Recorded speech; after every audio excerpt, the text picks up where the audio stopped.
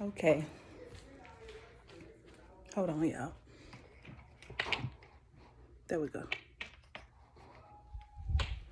Okay. I'm gonna try to make this video while Jax is sleeping.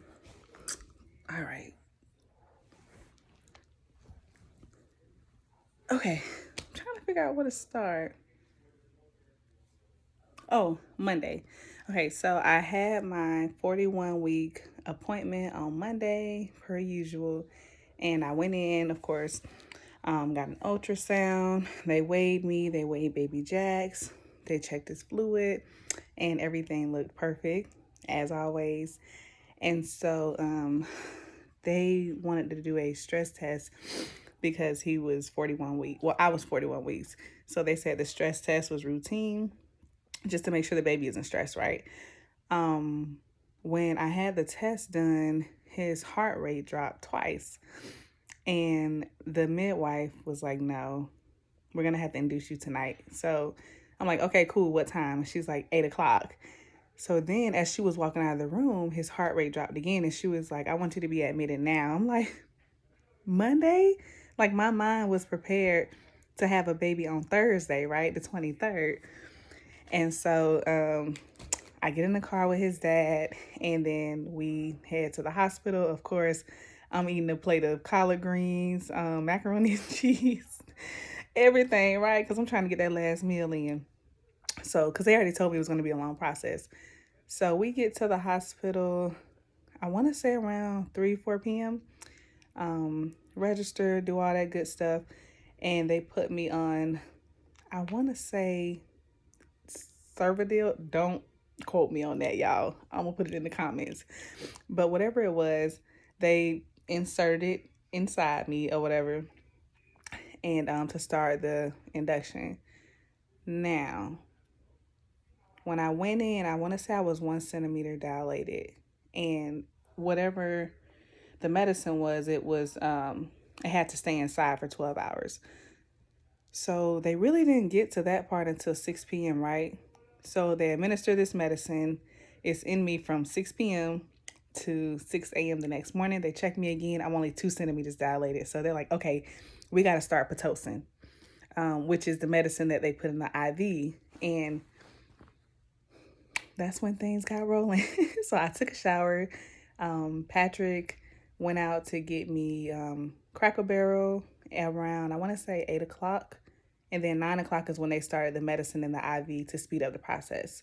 Now, the nurse set it on a level 4, and then she did 4 increments. This will all make sense later. So basically, everything was just super fast. Now, I thought I had a couple of hours, y'all. A couple of hours. They started the medicine at 9. I was having contractions like every 2 minutes. Like, I'm talking about, I had my worship music going, trying not to cry. I was screaming. I was about to break Patrick's hand, like literally squeezing it for dear life. Like, I can't even describe the pain. Like, I can't put it into words. Man, that pain, Jesus, that pain. And so after a while, I told Patrick, like, you got to go get them. Like, they need to check me. I need to see how many centimeters I'm dilated. Like, this is too much. Like, y'all, it was a lot. I'm not gonna lie. The contractions were a lot. So she came in, and the nurse was like, oh, well, you were taking it like a G, so I didn't think to check you.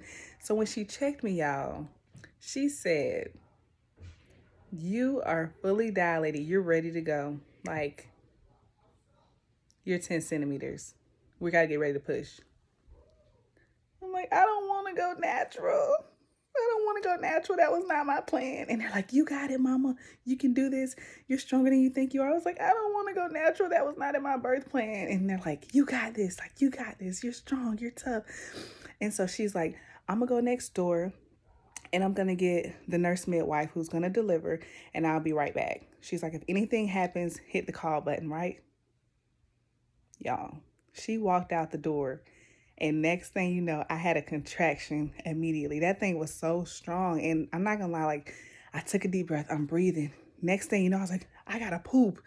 Y'all, I pushed, and something came out, right? And I was like, Pat, I'm like, go get the doctor. Like, the baby's coming, the baby's coming. Like, I just pushed something out, right? And so he runs across the room to the window. I'm like, the other way. The other way. I'm like, what are you doing? Why would you run to the window? Run outside and go get somebody, right? And I'm pretty sure we laughed about it now because I'm like, that didn't make sense. What, were you gonna deliver the baby? Like, he ran to the window, y'all, the opposite direction of the door to go get help. So he runs across the room to the other side and he's yelling in the hallway like, hey, she's having a baby. So they all rush in or whatever. They start getting all the equipment together. Like, everyone's like moving around the room super fast, y'all. And they're like, well, let us see. So of course, open my legs and they're like, definitely, like, the bag was out, like what Jaxon was in, like his head was coming out, right? And he was still in the bag. And I'm like, what does this mean? And so one of the nurses was like, this is actually good luck. Babies are never born like still inside the bag or whatever. And I was like, I really wanted the epidural. Like, I really want the epidural. And I'm like, you got this, mama. Like, the fact that you made it to 10 centimeters with no medicine, like, you're good. And I'm like, I can't do it. So I'm looking at Pat like, he's looking at me like, you got this, right? Okay. So the nurse midwife comes in, and then she's like, okay, well, let's see if we can get the epidural, right? So the lady comes in last minute. She administers the epidural on my back. And she's like, I don't know if this is going to take. You're already 10 centimeters dilated. Um, yeah. So she does the epidural and they're like, we got to push. And so they get me all set up and stuff. Patrick's on one side holding my leg. He's coaching me. The nurses are coaching me. And y'all, I pushed 3 times, right? I pushed the 4th time and she's like, I can see it. Come on, come on. Patrick's coaching me like, you got it. You got it. You right at the finish line. Just like the 100-meter. So I'm pushing. And next thing you know, she's like, I got to do an episiotomy. I have to cut you. Oh, Lord. So I watch her grab the scissors, cut me. And next thing you know, there's Jaxon. And she's like, reach down and grab your baby. I reach down between my legs and I pull him up out of my stuff, put him on my chest. And I'm just like, oh, God. Now, when we went back to look at the footage and we were looking at all the videos and stuff on my phone, Pat was like, that was 10 minutes. I was like, wait, it's like the delivery. And I'm like, wait a minute. So I went back. So from the time they said push to the end, to the nurse cutting me down there, Jaxon coming out, a whole 10 minutes.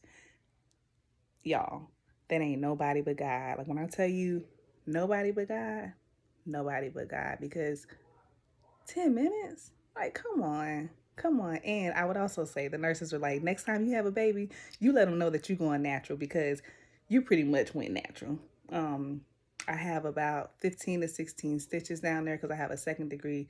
I wouldn't say tear because I didn't tear her because she cut me, but I do have stitches. I'm healing well.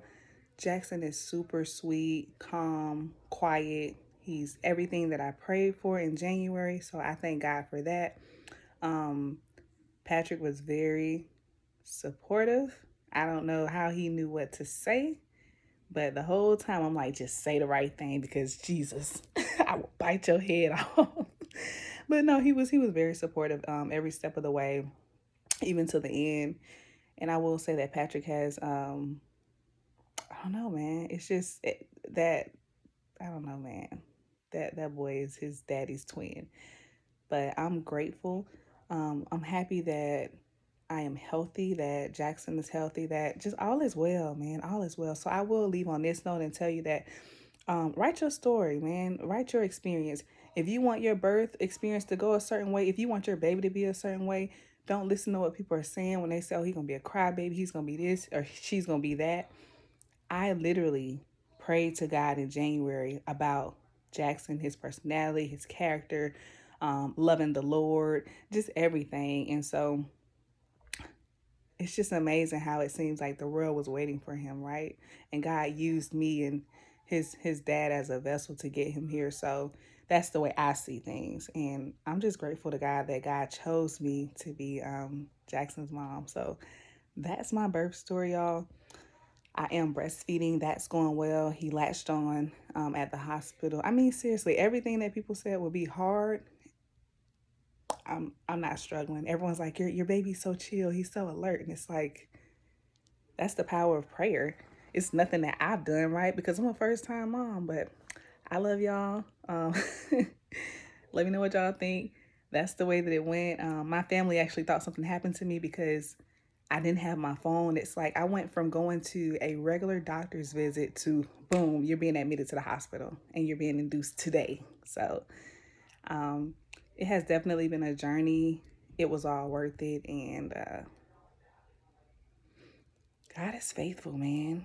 He's faithful to his promises. He's so faithful no matter what it is. Trust God. Um, he's faithful. I don't know what else to say. Jaxon is such a blessing. When I look at him, I'm like, wow, he's so perfect. Like, whew, almost got emotional, but he's so perfect. He's perfect. It's a little blessing to myself, to his dad, to the world, to our families. And yeah, y'all. About to cry my lashes off. All right, bye.